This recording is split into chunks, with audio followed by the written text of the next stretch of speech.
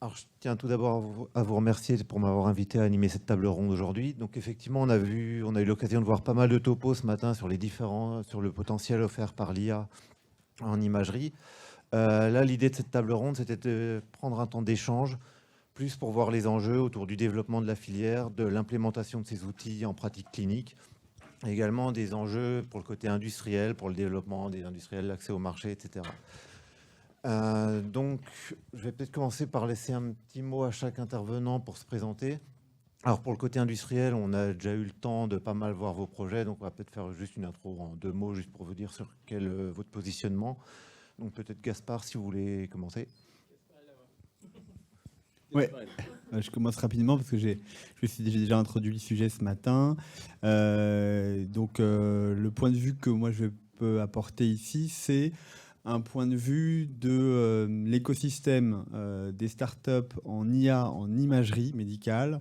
Donc peut-être l'intérêt par rapport aux discussions, c'est qu'en radiologie, on a un petit temps d'avance peut-être par rapport à l'IA dans les autres domaines de la santé, parce que ces technologies sont venues en fait, si vous voulez, c'est une espèce de grande vague, c'est ce deep learning, et on s'est retrouvé un petit peu à l'avant du bateau dans la tempête comme spécialité. Et donc, on s'est structuré, on s'est posé beaucoup de questions, et on est en train de trouver des modèles économiques. On n'a pas atterri, mais il existe. Enfin, c'est des solutions qui sont utilisées, achetées. On verra la pérennité de ce genre de choses, mais on a un tout petit peu d'avance. Et donc, c'est peut-être ce que je pourrais apporter de ce point de vue-là. Voilà. Merci. On va peut-être passer à Stéphane pour Prima. Merci. Oui, je vais rebondir. Ouais, nous, peut-être, en anatomopathologie, on a un temps de retard par rapport à ça. Je pense que les grosses questions, nous, c'est pas mal sur la standardisation et sur l'interopérabilité. Et je mentionne aussi, peut-être le modèle d'Incepto est intéressant d'avoir des plateformes qui permettent d'intégrer plusieurs algorithmes. Ça, je pense que c'est des choses qui vont être assez importantes pour le futur. On a abordé un tout petit peu tout à l'heure les questions sur les infrastructures, sur le stockage, sur comment faire tourner tous ces algorithmes. Ça, je pense qu'il faut qu'on structure ça. Il faut qu'on fasse ça de manière intelligente pour que tout le monde y gagne. Et c'est ça qui va faire gagner tout le monde. Voilà. Et le troisième industriel, du coup, Nikos Paragès de la société Therapanacea. Oui, donc le point de vue que j'ai pu apporter, moi, c'est d'une scientifique qui était professeure avant, qui avait comme objectif d'écrire des articles. Quelle est la différence entre résoudre des problèmes scientifiques et la différence de faire un produit qui a sa place au marché, qui est adopté, avec un modèle économique pérenne, qui sont deux domaines très, très différents. C'est bien plus facile d'écrire des articles. Merci beaucoup. Donc après, je m'adresse à Eric Vibert. Donc vous êtes chirurgien et pathologue à la PHP. J'aurais aimé en introduction poser la question, parce qu'on a beaucoup parlé du potentiel de l'IA et de toutes les promesses que ça offre. Peut-être en premier point, si on pouvait repartir déjà de où on en est actuellement dans les hôpitaux, notamment à la PHP, en termes de développement de l'IA. Et je ne sais pas si j'aurais aimé avoir votre point de vue sur... vous, en tant que clinicien, quelles sont vos attentes finalement par rapport à ce type, aux apports de ces technologies? Alors, où est-ce qu'on en est de l'IA à la PHP? Finalement, on en parle beaucoup, mais en clinique, on en fait quand même assez peu, pour des raisons qui sont aussi des raisons de puissance de calcul, de stockage, toutes les questions qu'on a abordées là tout à l'heure. Là. Et sinon, qu'est-ce que j'attends, moi, de l'IA? C'est qu'elle m'augmente, pas qu'elle me remplace. Et même si ça arrivera peut-être un jour. Et l'autre élément, c'est qu'elle me simplifie un peu le monde. Parce qu'en fait, quand j'ai vu tout à l'heure le topo sur les fibroblastes qui sont responsables de la dysimmunité, j'ai trouvé qu'on avait atteint un peu mes limites cognitives. Et je discutais avec Valérie Villegrain tout à l'heure qui me disait, tu te rends compte pour les étudiants en médecine comme ça doit être compliqué. Donc en fait le sujet de fond il est là. Je pense qu'aujourd'hui le monde devient tellement complexe qu'il faut qu'on soit capable d'appréhender cette complexité avec des ordinateurs et que ça nous aide à l'appréhender. Parce que sinon, on est obligé de le simplifier et qu'aujourd'hui, on ne peut pas faire ça. Donc, j'essaye de faire ça, moi, au bloc opératoire. On essaye de développer plein de choses autour de l'intelligence artificielle au bloc. Et nous, on l'utilise surtout pour faire des jumeaux numériques et de la planification de la chirurgie. En tout cas, aujourd'hui, en clinique, est-ce qu'on utilise beaucoup l'IA ? Pas suffisamment encore, mais on va être obligé de le faire parce que le monde est devenu trop complexe pour qu'on puisse l'appréhender. Merci. Et donc notre dernière intervenante, donc Lise Alter, vous êtes directrice générale de l'AIS, donc l'Agence Innovation Santé. Alors déjà, avant d'aborder la question de votre point de vue et des différentes initiatives qui vont être menées pour soutenir cette filière, peut-être, je ne suis pas sûr que tout le monde connaisse bien l'agence, donc je ne sais pas si vous voulez déjà introduire. Oui, bien sûr. Bonjour à tous et ravi d'être parmi vous aujourd'hui. Donc effectivement, je vais peut-être très rapidement vous expliquer un petit peu déjà le contexte de la création de l'agence et puis ses missions pour resituer dans le cadre. Et puis ensuite, on pourra effectivement répondre aux enjeux de la filière et comment le plan France 2030 peut y aider. Donc l'agence, elle s'inscrit donc dans le cadre du plan Innovation Santé France 2030 lancé en 2021. Un plan d'envergure avec une volonté réelle de couvrir tous les maillons de la chaîne depuis la recherche amont en passant par le transfert de technologies, les essais cliniques, l'accès au marché, jusqu'aux enjeux d'industrialisation. Je pense que c'est important, cette notion de continuum et de couverture de toute la chaîne pour vraiment accompagner le développement des innovations en assurant une fluidité dans chacune de ces étapes. Le plan Innovation Santé France 2030, c'est 7,5 milliards d'euros. D'ailleurs, j'ai à ma gauche un ambassadeur France 2030, donc Éric Vibert est partie prenante aussi de cette aventure. Autour de plusieurs stratégies d'accélération thématiques qui fixent donc des grandes priorités au plan, donc notamment les biomédicaments et la bioproduction. Le numérique en santé, et vous verrez que le numérique en santé couvre évidemment des réalités très très larges qui vont de la data en passant par les tiers-lieux d'expérimentation et également les enjeux d'imagerie et de numérique. On a également un plan sur le dispositif médical innovant qui a été lancé secondairement mais qui est majeur aussi et qui rejoint un petit peu ces enjeux qu'on va pouvoir évoquer également sur le numérique, notamment le bloc de demain. Et puis évidemment les maladies infectieuses émergentes et les menaces NRBC, puisque ce plan Innovation Santé France 2030 trouve aussi sa source dans les difficultés et les vulnérabilités qu'on a pu rencontrer dans le domaine de la santé durant la crise Covid. Donc l'agence, évidemment, dans ce cadre-là, elle est chargée de piloter le plan France 2030 pour la partie santé. Elle est rattachée au secrétariat général pour l'investissement pour ce faire, avec donc une lettre de mission de la Première ministre et des liens très forts avec 3 ministères, la recherche et l'enseignement supérieur, la santé et la prévention et l'industrie. Donc vraiment pour aller dans ce continuum encore une fois. Et puis au-delà du suivi du plan Innovation Santé France 2030, l'agence a vocation à aller encore plus loin par rapport aux autres verticales du plan France 2030, notamment équiper l'interministériel en matière de prospective en santé. Donc pour ça, on est en train de monter un comité de pilotage et un comité d'orientation pour réellement créer les conditions en interministériel, encore une fois, d'anticipation de l'arrivée des innovations, en préparant le système de santé sur le plan organisationnel et financier, et puis en identifiant également les besoins médicaux non couverts ou insuffisamment couverts pour permettre vraiment au ministère ensuite de décliner ces besoins en priorités de recherche qui peuvent se traduire aussi par des priorités en matière de santé publique notamment. Et puis, donc ça c'est le premier axe. Et ensuite, on a 2 axes qui sont intimement liés l'un à l'autre. Un axe d'accompagnement des porteurs de projets innovants prioritaires. Donc, l'agence est encore une petite structure, c'est un peu la start-up de l'État avec une quinzaine de personnes. L'équipe que je dirige est arrivée assez récemment. Là, on est 7 à peu près, donc on est pour moitié au complet. Et l'objectif, c'est que donc on accompagne des projets. On fonctionne vraiment sur une logique de projet avec un programme d'accompagnement en 3 grands volets. Un volet accès prioritaire sur lequel on est en train de négocier des process fast-track, notamment pour tout ce qui concerne les autorisations d'essais cliniques, les évaluations par les autorités de santé pour permettre vraiment d'avoir des cycles d'autorisation et de développement plus rapides.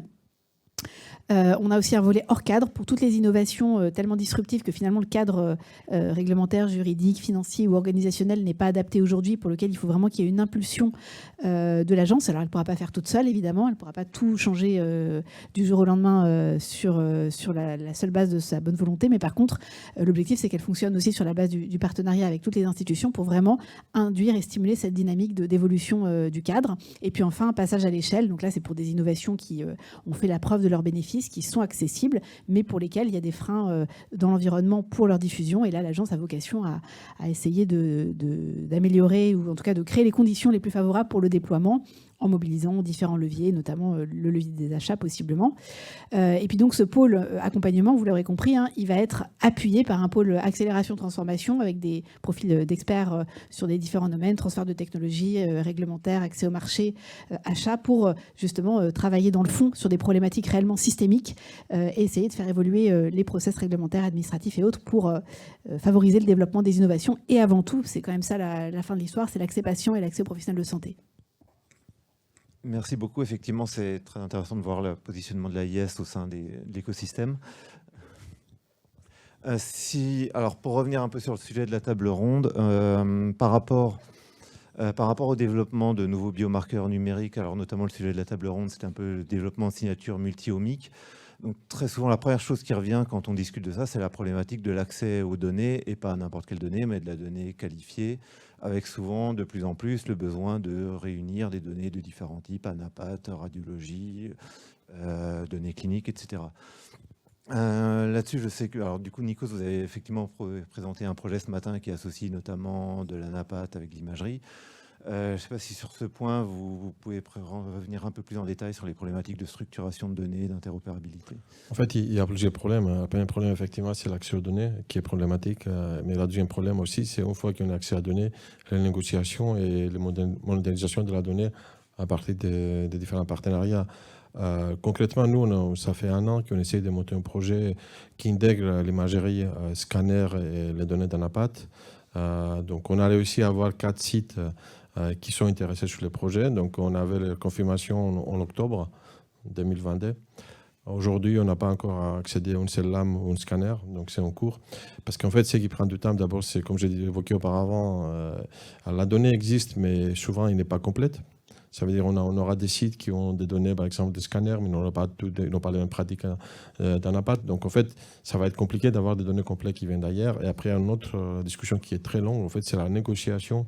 Comment la donnée est monétisée entre l'hôpital et les sociétés partenaires. Je pense que c'est tout à fait normal que l'hôpital, c'est lui ce système qui a travaillé sur la cote de la donnée monétisée. Mais je pense qu'aujourd'hui, en France, on est toujours sur la perception que la donnée, c'est de l'or. Donc, on n'arrête pas. En fait, ça fait 20 ans que je suis en France. Avant, j'étais aux États-Unis. Et en fait, en France, on est persuadé, comme un petit peu la Grèce, qu'on a le meilleur système de soins.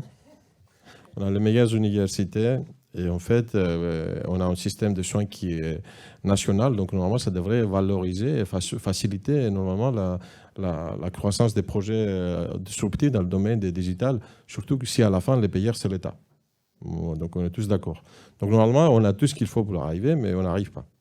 Donc, je pense qu'il y a pas mal d'initiatives qui existent sur les LDADA Hub, sur les Data Hub qu'on a évoqués auparavant, sur l'agence d'innovation. Mais ça reste quand même très, très complexe. Ça veut dire, à la fin, ça arrive vraiment un parcours du combattant. Pour vous donner un exemple concret, sur notre projet, on travaille avec l'Université de Montréal. Donc, on a discuté le projet, on a commencé à discuter le projet en juin. En août, on s'est mis d'accord sur les termes et on avait accès aux données en octobre. On a abandonné l'idée de travailler avec APSP, non parce que APSP n'est pas brillant. C'est juste qu'à la fin, on ne sait pas qui est le bon interlocuteur. Déjà, c'est un peu compliqué de trouver le bon interlocuteur, parce que le médecin, c'est l'interlocuteur pour la donnée, mais après, c'est d'autres services qui doivent prendre un relais pour discuter les négociations. Et après, il y a un autre service qui est le dépôt de données de santé qui doit prendre... Donc, je ne sais pas qu'est-ce qu'on peut faire, mais c'est quand même, à la fin, ça reste un parcours très difficile, où il faut accéder des sites. Nous, on est obligé souvent de déployer nos propres personnels pour faciliter la collecte au centre. Ça veut dire, en fait, c'est parce que souvent les sites sont submergés. Donc, si on veut que la France a comme ambition d'être un leader en numérique et en digital, je pense que l'initiative sur les entrepôts, c'est quelque chose d'important, mais il faut aller plus loin, essayer de réglementer le transfert de données, peut-être poser des modèles économiques qui sont partagés entre les sites, parce que je vais vous donner, sur les mêmes projets, on ne peut pas monétiser la donnée en France. Donc, ce qu'on monétise, c'est l'effort de chercher la donnée. Donc, normalement, on ne peut pas payer pour les données de patients parce que ça n'appartient pas à l'hôpital. Donc, normalement, ce qu'on fait sur les contrats, on monétise l'effort de chercher les données d'un individu. Donc, sur le même projet, on avait une demande de 50 € par patient pour chercher la donnée, pas pour les données. Et un autre hôpital a demandé 1 500 €. Même données, même patient, même maladie. Donc ça vous donne une idée. Donc après, c'est très difficile à développer des projets disruptifs et c'est très difficile de faire ce qu'on appelle la multimodalité. Différents services. Les anapathes, il faut convaincre les anapathes d'être d'accord avec les radiologues, ce n'est pas évident. Ensuite, après, il faut convaincre le DSI, ce n'est pas évident non plus. Et une fois qu'on a réussi à discuter avec le DSI, il faut discuter avec les services de valorisation, qui n'est pas évident non plus. Donc il faut fluidifier ça. Et notre expérience, c'est qu'on arrive, nous, on a la stratégie qu'on a adoptée, et je vais arrêter parce que je parle trop, c'est de faire des partenariats cadres. Donc, on a signé un partenariat cadre avec Gustave Roussy, avec Lyon Bérard et avec l'ICM, où en fait, c'est un projet générique. On dit qu'on a différents types de projets. Il y a des projets de validation, il y a des projets de recherche où la propriété intellectuelle est partagée. Il y a des projets où en fait, c'est que des apporteurs de cas. Donc, il faut faire des partenariats cadres, sinon on n'arrive pas. Je crois qu'il y a des questions de la salle, donc on peut déjà commencer par les prendre. Je ne sais pas s'il y a des micros. Mais non, tu vas être gentil, Maxime. En fait, c'est pour vous faire réagir. Il faut fluidifier pour le bénéfice de qui? Du grand capital, Maxime. Non. En fait, non, je vais vous répondre à la question. En fait, non, mais c'est une très bonne question, c'est excellent comme question. En fait, la plupart des personnes qui démarrent le projet sur le médical, ils le font par vocation. Ça veut dire qu'on ne va pas faire une start-up au médical pour faire de l'argent, parce que c'est un domaine très complexe, très réglementaire, qui prend du temps. Les success stories au médical n'existent pas beaucoup. Donc, la plupart des personnes qui sont là, la motivation principale, ce n'était pas de faire devenir riche pour partir sur ce projet-là, c'est pour faire quelque chose de bien. Pour répondre correctement à votre question, d'abord pour le bénéfice du patient.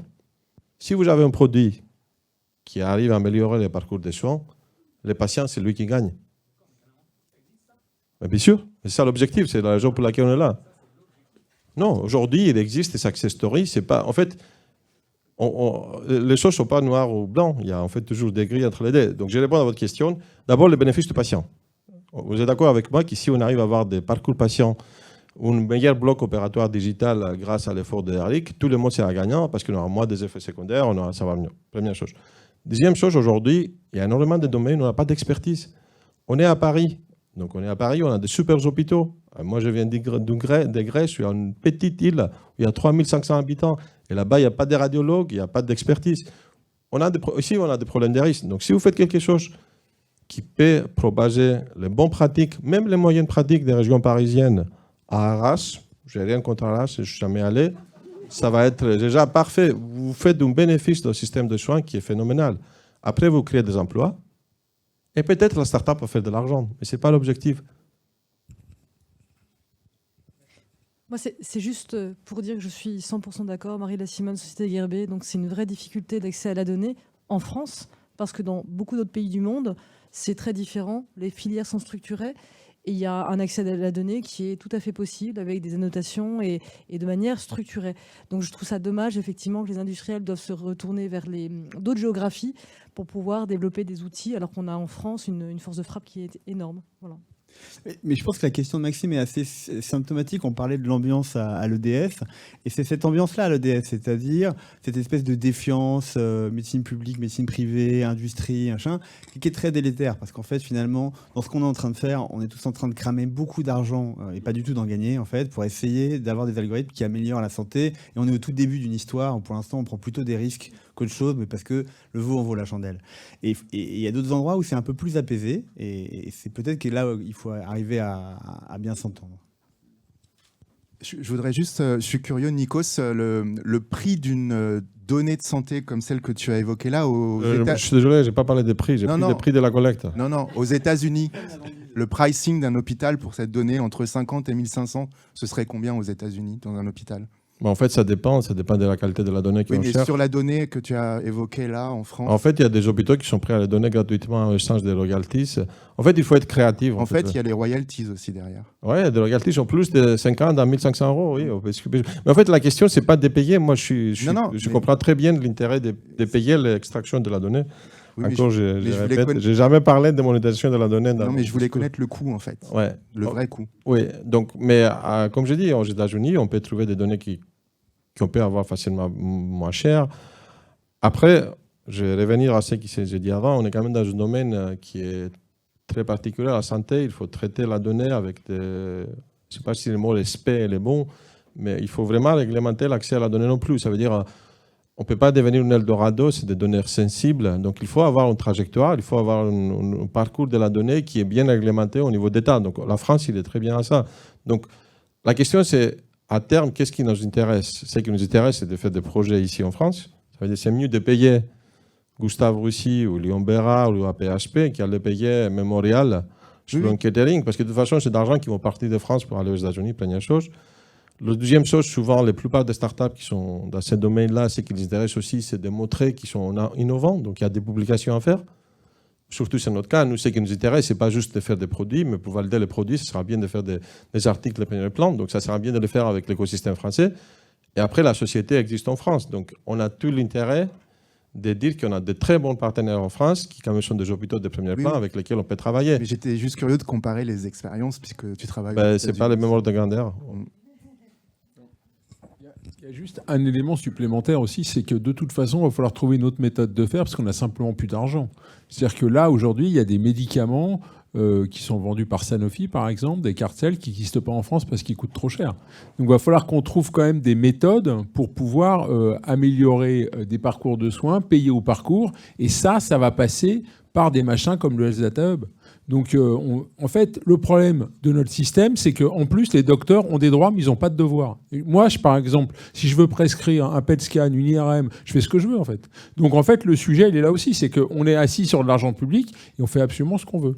Donc, il va falloir qu'on trouve des moyens pour valoriser tout ça, parce que sinon, on n'a simplement plus les moyens de soigner les gens, quoi. On parle de qualité de la donnée, mais aussi de l'accès, mais des populations américaines ne sont pas nécessairement les mêmes que les populations aussi françaises. Développer un médicament sur une population afro-américaine, ce n'est pas développer un médicament sur la population qu'on a en France. Il faut aussi avoir accès à la donnée française pour que ce soit des patients français qui soient traités.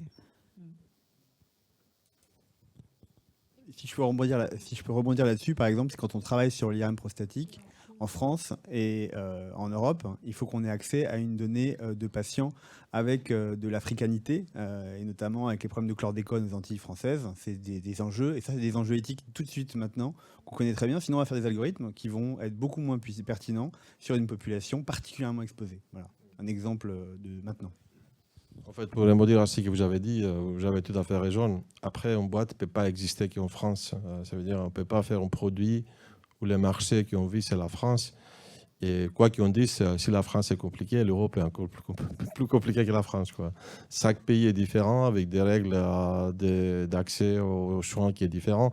Donc les États-Unis, ça reste un marché quand même qui est prioritaire. Ça veut dire, si on veut que la boîte continue à exister, il faut d'une façon ou d'une autre adresser les marchés américains. Donc on aura besoin de données aussi des deux côtés.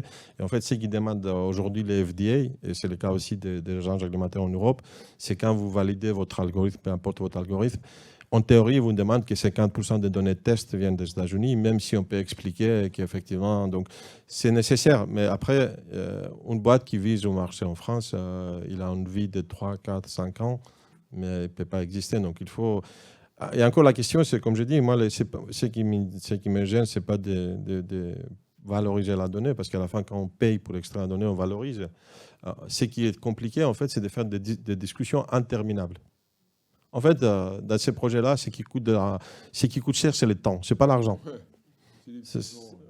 En fait, si votre projet prend 12 mois de retard à cause des discussions interminables, il y a quelqu'un qui va plus vite que vous. Peut-être qu'il n'est pas si bon que vous, mais il va beaucoup plus vite que vous. En fait, ce que je demande, c'est de quand même arriver à une solution qui permettra de fluidifier le parcours de la donnée dès l'extraction, ça veut dire dès le Data Hub, soit c'est le Data Hub, soit c'est un tribunal de données santé, des discussions avec différentes spécialités, parce qu'on parle de multimodalités et on est sur des projets où les radiologues ou les anapathes ne sont pas d'accord, ou je ne sais pas, bref, et arriver jusqu'à les DSI et encore plus loin sur les parties de transfert et propriété intellectuelle. C'est ça qu'il faut fluidifier. Ce n'est pas juste les problèmes, on a les données sur l'entrepôt. En plus, on a des données super propres. Les PHRC, par exemple. Les PHRC, combien de PHRC vont au bout? Très peu. Enfin, pas très peu, mais pas la majorité. Et pourtant, toutes les données dans les frigos des CRB, elles sont là, elles sont bien propres et nickel. Et une fois, si le CRB ne va pas au bout, elles ne sont pas utilisées. Donc, en fait, on a des super belles données bien labellisées qu'on n'utilise jamais. Et donc, si on avait un catalogue déjà de toutes les données des différents PHRC où on pourrait aller piocher des trucs, ça serait extraordinaire. Alors, je me permets juste, effectivement, il y a encore beaucoup à faire, hein. On en est tout à fait conscient et on est très humble par rapport à ce sujet. Juste peut-être, mais vous en avez peut-être évidemment parlé avant moi ce matin et en début d'après-midi, il y a quand même un gros projet qui est structurant, hein, qui est le projet des entrepôts de données de santé sur lequel France 2030 a contribué. Je pense que c'est vraiment, alors évidemment, c'est pas l'alpha et l'oméga des données, mais quand même cette aide pour structurer et harmoniser finalement à la fois la structuration et puis les usages de ces données avec un accompagnement par le Health Data Hub, comme le disait Eric, hein, qui a vocation vraiment à être un animateur, je pense, structurant dans l'écosystème pour apporter finalement cette vision globale et cet accompagnement aussi aux porteurs de projets. Je pense que c'est vraiment majeur, avec aussi un autre projet France 2030 qui est en cours de lancement sur les biobanques. Tu parlais de l'importance de ces données-là. C'est pareil, on a un vrai enjeu à structurer nos biobanques en France pour permettre également des partenariats avec, y compris les entreprises qui ont besoin de ces données pour effectivement donc, travailler sur des algorithmes ou travailler sur des projets innovants. Qu'est-ce que vous entendez par structuré? Pour moi, j'ai l'impression qu'ils sont déjà hyper structurés. L'EDS, oui, mais les biobanques, l'accès ah bah oui, mais ça, je pense qu'il faut déstructurer, moi. Il faut aller dans l'autre sens, il faut ouvrir. Là, mais c'est ça qu'on entend par structurer, c'est-à-dire que l'idée de structurer, c'est créer un réseau. Alors, non, mais il faut rendre interopérable les trucs. En fait. Déstructurer, je ne pense pas que ce soit le terme qui me paraît le plus pertinent sur ce sujet. Je pense qu'au contraire, c'est unifier d'une certaine façon. En tout cas, avoir cette vision globale, cette harmonisation et rendre exploitable. Parce qu'aujourd'hui, c'est pareil, tout n'est pas exploitable. Et puis permettre à un porteur de projet de s'y retrouver un petit peu dans tout cet écosystème. Ah bah très bien alors.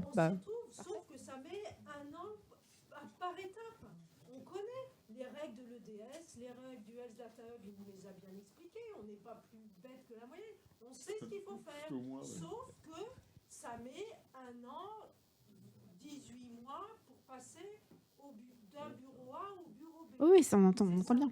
Alors, justement, moi, je rebondis sur ce que tu disais, Nico. Tu disais que ça a bien marché quand on a déployé nous-mêmes nos personnels.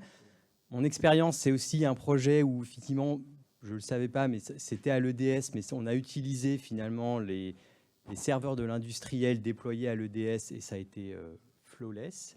Et donc, ma question, c'était à vouloir effectivement avoir un entrepôt de données de santé qui convient à tout le monde, mais finalement ne convient à personne, par rapport à avoir finalement... Vous arrivez avec votre écosystème, chaque entreprise qui a besoin de tel environnement qui n'est pas le même que l'autre. Et donc, finalement, quelle est votre approche plutôt que d'avoir quelque chose qui convient à personne ou d'arriver avec vos propres requirements pour l'environnement? Bon, je dois faire attention à ce que j'ai dit à partir de maintenant. En fait, c'est une question, c'est un débat éternel. Est-ce qu'on fait un système centralisé où on essaye d'être le plus exhaustif possible sur les besoins et l'usage? Et dans ces cas-là, en fait, il faut mettre les moyens qui vont avec. Ou on va vers des projets plus agiles. Dans ces cas-là, on est capable d'aller vite. Donc la réponse aujourd'hui, c'est, si on regarde l'histoire de Data Hub, c'est un mini success story.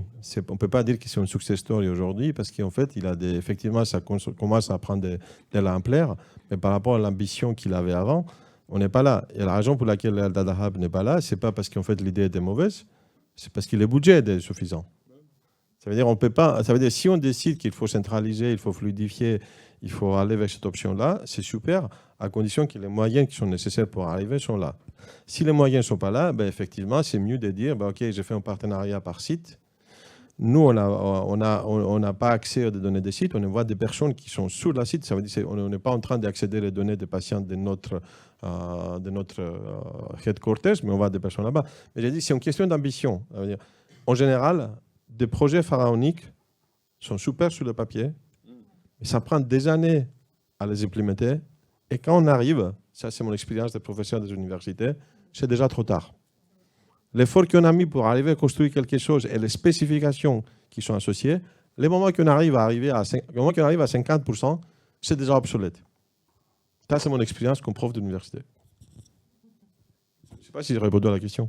Non, c'était vraiment, par exemple, tu veux faire un projet sur l'EDS. Est-ce que finalement, le plus simple, c'est pas d'aller y mettre tes serveurs avec ton environnement, on fait le projet, puis ensuite tu veux aller à l'IGR, tu prends les ordis, tu les mets là-bas. En fait, les problèmes, on a des projets sur l'EDS déjà et ça marche plutôt bien, c'est juste qu'ils sont là. Ça veut dire sur l'EDS, les problèmes, c'est déjà, est-ce qu'il y a des mots de l'EDS ici? Ok, bon. Donc, le problème avec l'EDS, encore, c'est un problème de moyenne. Elle n'a pas parlé là. C'est un problème de moyenne. Encore, l'EDS, il dit que c'est super, mais si on n'a pas les moyens, l'EDS a comme politique de dire, ok, moi je vous propose des GPU, je vous propose des moyens de calcul, et au lieu de sortir la donnée qui est complexe, vous pouvez travailler sur l'EDS avec un environnement virtuel type Jupyter. Une idée, c'est super. Ça veut dire, si quelqu'un me dit, je donne des cartes de GPU, ça ne coûte pas trop cher, tu as accès à les données, on gagne tous les papiers administratifs pour aller vers les CNIL et tout, tu ne peux pas dire non. Quand tu veux installer un segment de radio, tu ne peux pas. Après, on va à l'EDS et vous dire, non, mais nos GPU ne sont pas à jour aujourd'hui. Nos GPU vont être à jour dans 6 mois. Donc aujourd'hui, on ne peut pas vous donner les moyens de calcul que vous voulez. On peut vous donner beaucoup moins de moyens de calcul. Donc en fait, encore, c'est une question d'ambition versus investissement. On pratique, en papier, EDS, c'est une super idée. Après, si derrière, vous n'avez pas les moyens de calcul qu'il faut, qu'est-ce qu'on peut faire avec? Vous n'avez pas les moyens de calcul. Vous avez eu 7 millions, là. Vous allez pouvoir mettre à niveau des calculateurs. Voilà.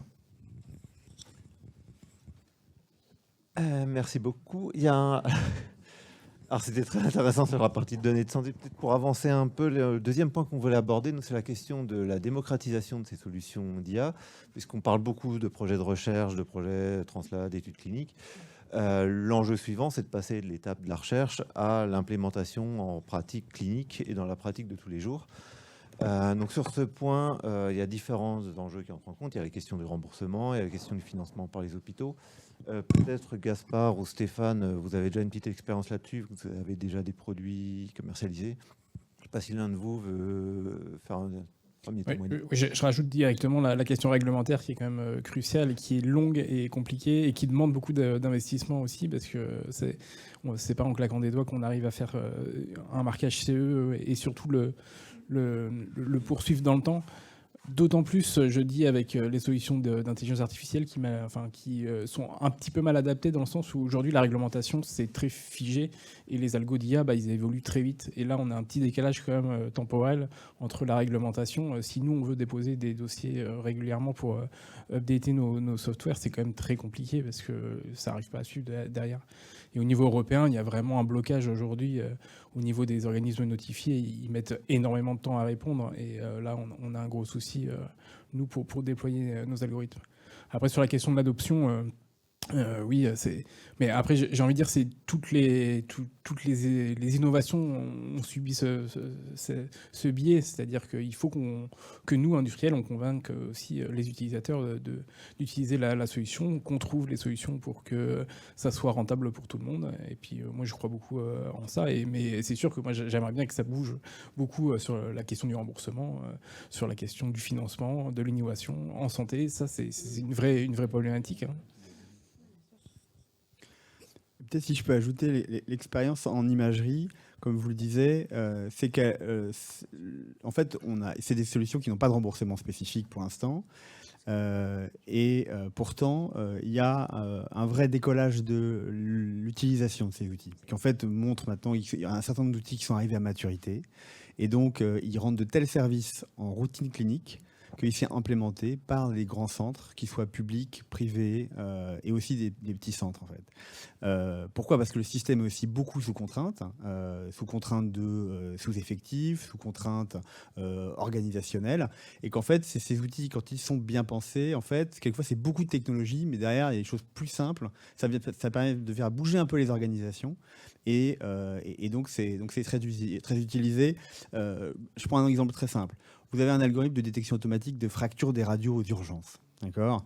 En fait, c'est de l'imagerie 2D avec une pattern oui/non. D'accord. On n'est pas en train de faire de l'imagerie multimodalité en cherchant un biomarqueur pronostic d'un cancer, d'un sous-type de cancer hépatique.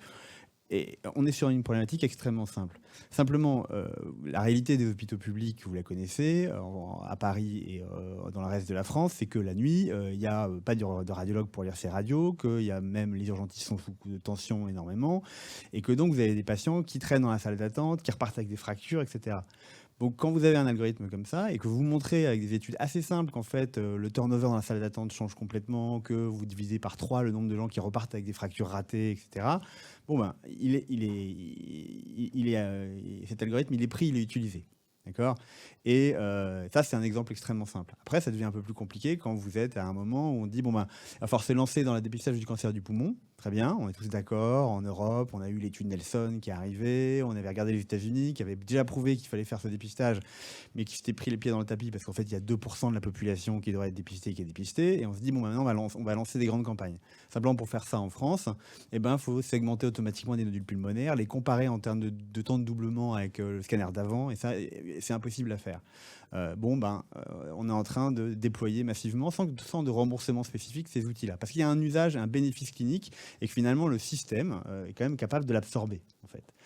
Évidemment, quand vous avez des algorithmes qui vous divisent par 2 le temps de réalisation d'un PET scanner, vu le coût de remboursement du PET scanner, lui, il a trouvé son modèle économique immédiatement. Et ça, c'est sûr que c'est pas un problème. Donc évidemment, il faut bien comprendre la typologie de la solution que vous avez en face de vous. Est-ce que c'est de la productivité? Est-ce que c'est un gain en sensibilité, en spécificité? Bon. Et là, on reste un peu à la surface de la potentialité de ces outils-là. Mais en fait, déjà, elles sont abordées et diffusées très rapidement, hein, en France et en Europe. On commence à voir une extension rapide quand même de cet usage. Après, on a 2 problèmes. Et moi, c'est un problème que je rapproche de ma spécialité, qui est la radiologie interventionnelle. Pendant très longtemps, on a eu du mal à obtenir du remboursement de ce qu'on faisait. En fait, on arrivait et on dépensait beaucoup plus d'argent. Pourquoi? Parce qu'on n'arrivait pas à s'organiser pour montrer qu'on avait un impact médical et médico-économique suffisamment puissant pour obtenir des remboursements spécifiques, que les chirurgiens font du lobbying depuis qu'ils existent, depuis qu'ils sont plus barbiers, en fait. Et nous, ça fait pas longtemps qu'on s'y est mis, en fait. Et donc, on avait une technologie extrêmement puissante, mais on a eu du mal à... Non, mais tu vois, depuis longtemps. Ah, pas de problème. Non, mais c'est pareil. C'est-à-dire que nous, il va falloir, mais ça c'est long et compliqué, mais il va falloir qu'on insère ces solutions qui sont pour l'instant juste une aide de diagnostic dans un parcours de soins en prouvant qu'on a un impact fort sur le pronostic du patient et d'un point de vue médico-économique. Mais ça tombe bien parce que la BPI, par exemple, elle a proposé un appel à projet qui finance ces études-là, des études prospectives post-marquage CE médico-économique avec des millions d'euros parce que c'est extrêmement dur à faire. Et donc, c'est dans ces chemins-là qu'on doit aller. Les Américains montrent un peu la voie. Ils l'ont fait dans le stroke avec un exemple bien connu. Il y a quelques classes 3 qui sont en train d'arriver, c'est-à-dire avec du remboursement spécifique comme si c'était de la biologie, mais c'est encore balbutiant. Donc ça, c'est un modèle qu'on connaît et qu'on appelle de nos voeux. Il y a un autre modèle, et là, en histologie, je pense qu'il va être aussi assez prégnant, parce qu'on a des exemples en France qui sont très fortes, comme je pense à Hawking, par exemple. Est-ce qu'on peut travailler avec l'industrie pharmaceutique ou l'industrie du dispositif médical pour accélérer le développement du médicament, notamment les phases 2, faire des fast track de phase 2 en phase 3, en ayant des biomarqueurs qui sont des surrogates de nos marqueurs de pronostic qui sont très longs, en fait. Et comme le coût de production des nouveaux médicaments, grosso modo, on a trouvé tout ce qui était facile à trouver, c'est fait. Et maintenant, avoir des nouveaux médicaments, c'est extrêmement cher. Est-ce qu'on peut accélérer ça? Ça, c'est des modèles économiques qui sont encore débutants, mais qui sont passionnants et qui sont devant nous. Ouais, juste, je rebondis là-dessus. Je pense que c'est fondamental qu'on sorte de l'essai contrôlé randomisé.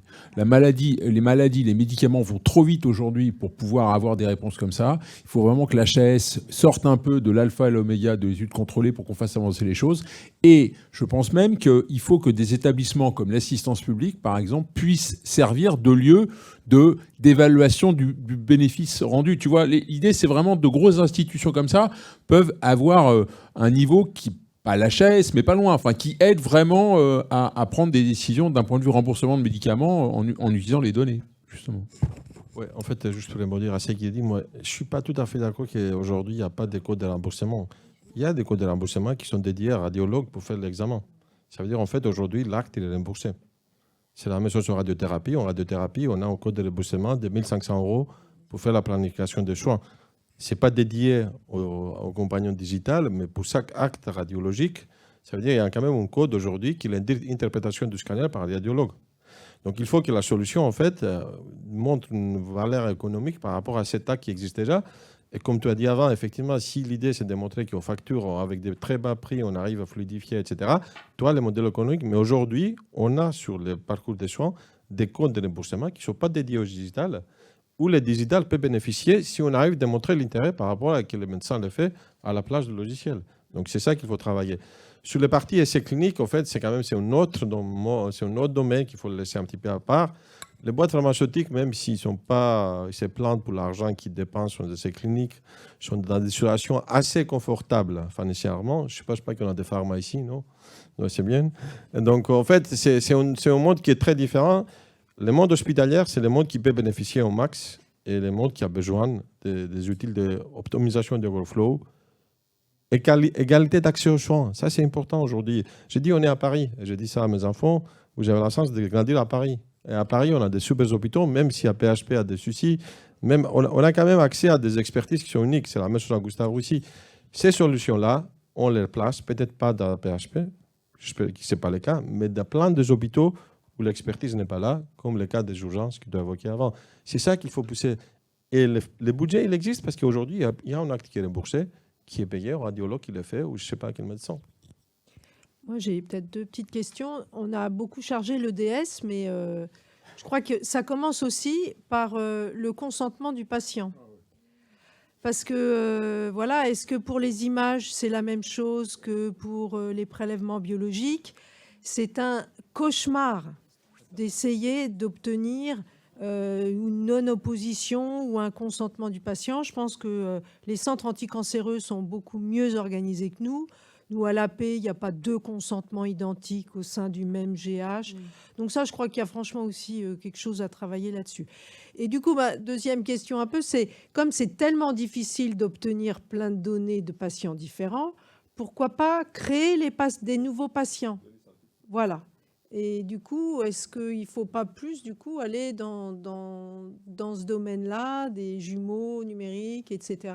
pour Si, utiliser aussi les données des cohortes en population qu'on peut avoir, typiquement pour mobiliser des bras synthétiques aussi. Ça, c'est clair. Et peut-être pour répondre, je suis désolée si je ne réponds pas directement à votre question, mais on est en train de lancer aussi des travaux dans la continuité de ce qu'a fait la HAS, mais en allant un peu plus loin sur notamment tout ce qui est in silico, modélisation, etc., justement dans ce sens-là, pour essayer de trouver des cas d'usage très concrets pour ces nouvelles méthodologies, pour vraiment essayer d'avancer, parce qu'effectivement, on est dans ce changement de paradigme où on a des développements de plus en plus rapides, des innovations qui arrivent dans des domaines tout à fait nouveaux, on n'a pas des cadres complètement adaptés, et il faut qu'on fasse de la démonstration de la valeur. Et sans démonstration de la valeur, on n'aura pas de cadre d'évaluation et de régulation et de financement. Donc nous, notre combat au niveau de l'agence en termes de priorité, même si ce n'est pas des choses qui sont très visibles et qui vont être très impactantes tout de suite, mais il faut bien commencer à un moment, même si c'est sur du temps un peu long, c'est vraiment de travailler sur cette démonstration de la valeur, que ce soit sur la base des nouvelles méthodologies, parce que moi j'y crois beaucoup, pour évidemment le médicament, mais pas que, aussi pour le numérique, pour le DM, et également, ça rejoint un petit peu ce que vous disiez, sur tout ce qui est, alors le mot n'est peut-être pas le plus adapté, mais prévention et médecine 5P, parce qu'en fait, on est dans un changement de paradigme total où l'objectif, c'est pas de montrer le bénéfice individuel, c'est de montrer le bénéfice populationnel, le bénéfice organisationnel, et de sortir un petit peu de cette vision idéale où le comparateur, c'est le traitement parfait. Parce qu'aujourd'hui, on est dans un contexte, effectivement, où vous le disiez très justement, et notamment, je pense à la santé mentale, où l'alternative, c'est parfois rien du tout. Et c'est un peu le point que vous évoquiez avec l'imagerie, c'est-à-dire qu'il faut sortir de cette vision parfaite où tous les Français sur l'ensemble du territoire ont accès aux grands spécialistes qui ont la réponse parfaite à leurs questions. En réalité, aujourd'hui, on a un problème d'accès aux soins. Et ça change complètement la donne dans la démonstration aussi de la valeur de ces solutions innovantes. Juste pour répondre un petit peu à ce qu'il dit Valérie, d'abord, on n'a pas chargé l'EDS. C'est qu'on a dit que l'EDS n'a pas les moyens pour ses ambitions. Ce n'est pas la même chose. Ça veut dire que vous ne pouvez pas demander à des personnes de faire des choses qu'ils ne sont pas capables de faire parce qu'ils n'ont pas les moyens. Donc, il faut avoir un discours qui est raisonnable. Ensuite, je pense qu'en France, on a un problème de culture des risques. Ça veut dire qu'en fait, on a même pour des projets qui sont super cadrés, au niveau des légal, au niveau transfert des données, je ne sais pas pour quelle raison, on va à chaque fois rajouter plus de contrôles de sécurité, etc., etc. Et du coup, les projets, en fait, même s'ils sont super intéressants au départ, avec le temps, deviennent moins intéressants parce qu'en fait, on n'avance pas trop vite. Et c'est ça le vrai problème. Ce n'est pas d'avoir accès à la donnée. La donnée, il existe. Si on arrive à se mettre d'accord avec EDS, il va le faire. Je pense qu'en France, légalement, on a le droit d'utiliser pour faire la recherche des données qui font partie des parcours de soins standards. On n'a pas besoin de consentement du patient pour ça. C'est de ce que je sais. Donc, en fait, si déjà on arrive... Et ce n'est pas les patients qui bloquent, c'est l'hôpital, les services des systèmes d'information et les parties valeurs souvent. Ce n'est pas vraiment les patients, parce que pour des soins standards, normalement, on n'a pas besoin de... Je ne suis pas médecin, mais voilà. Donc, si, pour revenir à ce que tu as dit sur des données, si on regarde tout ce qui se passe dans d'autres domaines, quand même, on a l'impression que la synthétisation de données, aujourd'hui, avec les puissances de calcul qu'on a, la capacité à faire des jumeaux numériques, c'est quelque chose qui est super intéressant. Après, je suis persuadé à titre personnel que ça ne suffira pas de développer des solutions, ça suffira juste de donner des conditions pour aller plus loin. À la fin, il faut toujours de la donnée réelle. On est quand même dans un domaine multi-indication où chaque patient est différent, chaque patient a son propre phénotype. Il faut faire attention à comment on utilise ces données synthétiques si on arrive à les générer. Mais c'est quand même une voie d'avenir qu'il faut prendre en considération. Pour aller dans ton sens, Valérie, il y a un truc qui s'appelle le e-consentement, qui serait tellement simple à mettre en place à l'assistance publique, par exemple, qui éviterait comme ça de devoir rappeler les gens lorsque tu veux faire une étude pour autre chose que ce que tu avais initié au départ. Ça, je suis 100% d'accord avec toi, c'est un enfer absolu, c'est l'histoire de consentement où quand tu veux changer de truc, tu es obligé de rappeler tous les gens les uns après. Oui, juste avant de conclure, je voulais peut-être juste revenir sur un dernier point qui a été mentionné par Gaspard, c'est justement les différents dispositifs de soutien qui ont été mis en place, notamment par la BPI et dans le cadre du plan France 2030, pour soutenir la filière imagerie et l'IA. Donc, je ne sais pas si Lise Alter, vous souhaitez faire une petite présentation. J'avais une petite slide, oui. peut-être. C'est juste, on pourra la diffuser sinon. C'était pour expliquer un petit peu effectivement cet appel à projet. Alors c'est un appel à projet France 2030 évidemment. Hein. Il faut savoir que les opérateurs sur France 2030, c'est effectivement BPI France et l'ANR. Donc là en l'occurrence BPI sur ce projet. Donc vous le voyez, la slide est synthétique pour vous permettre de comprendre un petit peu comment ça se met en place. Donc c'est un projet qui s'inscrit dans le cadre de la stratégie santé numérique. Je le dis parce que c'est pas juste soutien à l'imagerie classique, c'est un soutien à l'imagerie avec notamment des plateformes innovantes qui peuvent évidemment embarquer de l'intelligence artificielle, donc c'est important de le savoir parce qu'on a beaucoup cette question-là. De façon générale, tout ce qui est équipement innovant en imagerie médicale, c'est un appel à projet qui est peut-être pas encore très connu, donc c'est important que vous l'ayez en tête. Donc là, il y a une première relève. Alors une relève, on me pose parfois la question, qu'est-ce que c'est qu'une relève? C'est simplement qu'on relève les copies, donc voilà, on lance la sélection des candidats, des lauréats, pardon. Donc il y en a une le 28 mars, mais il y en a une prochaine au mois de septembre. Donc si vous avez des projets innovants qui peuvent s'inscrire dans ce cadre-là, n'hésitez surtout pas à postuler, je pense qu'il faut en profiter. On va le plus possible essayer de contribuer à créer une vraie filière d'imagerie innovante en France. Et sachez aussi que ça peut s'inscrire en complémentarité avec un autre projet que j'ai mentionné en début d'intervention, qui était le plan sur le dispositif médical innovant. Donc ça va faire plaisir à Eric, mais on a évidemment un grand défi qui va arriver sur tout ce qui est bloc de demain, donc qui embarque des enjeux de robotique, de jumeaux numériques, tout ce qui peut contribuer à faire de nos blocs opératoires des terrains d'innovation. Et encore une fois, l'idée, c'est vraiment de structurer une filière et d'avoir un équipement sur l'ensemble du territoire. Donc là, c'est 90 millions d'euros de budget sur cet appel à projet en imagerie. Donc voilà, le message, c'est surtout n'hésitez pas à candidater. Et si vous avez des questions, toute l'équipe France 2030, que ce soit au niveau de l'Agence de l'innovation en santé ou David Senati au niveau de la SASN, sont à votre disposition pour vous y aider. Ouais, il faut dire qu'on est quand même, on a dit beaucoup de choses un petit peu tristounes sur le DS, on va dire, mais on a quand même un environnement qui est extrêmement stimulant. Hein. On était à Paris Santé Campus la semaine dernière, nous on a eu la chance d'avoir le Health 20 avec vous, là, on répond à ces appels à projets.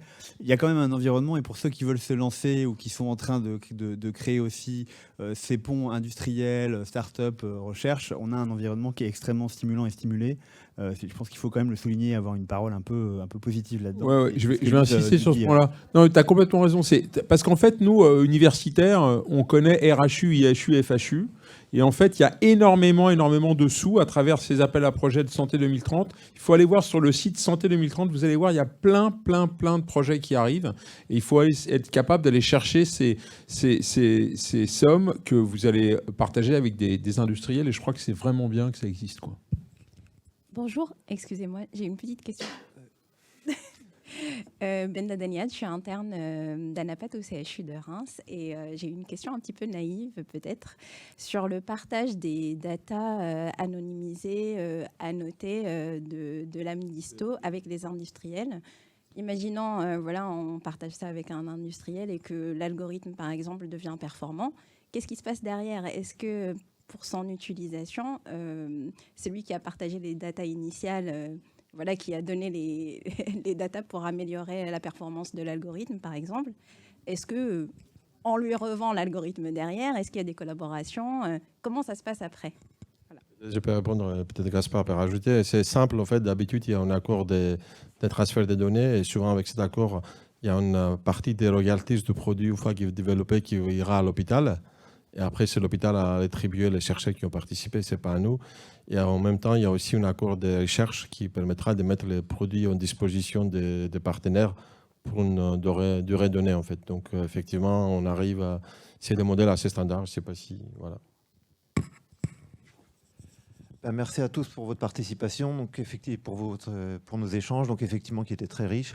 Juste pour conclure sur une note un peu positive pour rejoindre Gaspard, c'est qu'effectivement moi ce que je vois du côté du pôle de compétitivité Medicine, c'est que l'imagerie, surtout l'IA en imagerie, c'est justement un des secteurs les plus dynamiques qu'on observe côté start-up.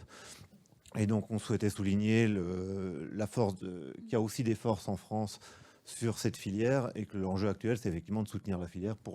Il y a un mot qui est revenu avant, qui me paraît essentiel, c'est effectivement le mot structuration de la filière, de l'écosystème, parce que c'est vraiment une force, je pense, pour l'avenir, pour notre filière et pour l'industrie en France. Merci à tous. Je crois qu'on peut remercier la table ronde.